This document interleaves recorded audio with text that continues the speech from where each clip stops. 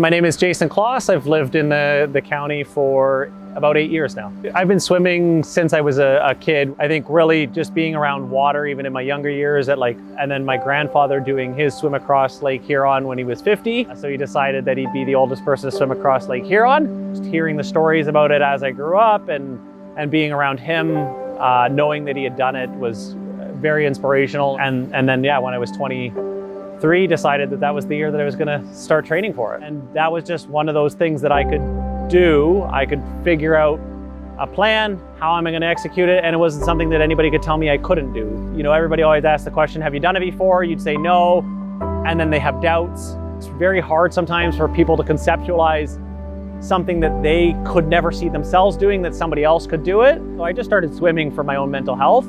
And then it was like, well, what can I do to raise money and awareness for mental health? Yeah, so my Lake Huron swim was 65 kilometers, starting in Port Sand Lac, Michigan, and finishing in Grand Bend, Ontario. It took me 26 hours and 3 minutes to complete. Lake Ontario is a 51 kilometer swim, starting at Niagara-on-the-Lake, finishing at Maryland Bell Park.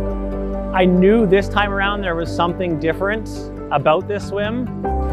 You've got a crew of boats that are with you that have all the navigation equipment. We have the start point and the finish point. They draw the line, and then I sight off of the boats. And you can't touch boats, you can't get out of the water, so I'm treading water, throwing back food really quickly, gels. Several hours of the swim, we were swimming through 4 to 6 foot waves, crashing into my face. The crew that came across with us was phenomenal, like making sure I'm fed every half an hour, making sure I keep that straight line.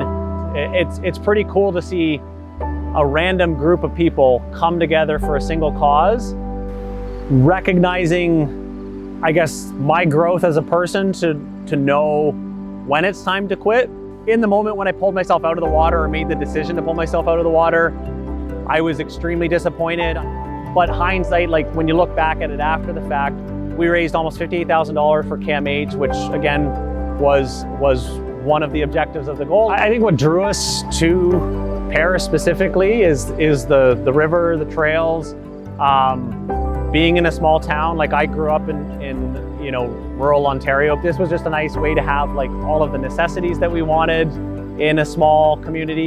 You know your neighbors. I love being close to the river. I try to teach my daughter, don't be afraid of the water, but respect the water. There is something about water that is just calming and for me anyways, and therapeutic.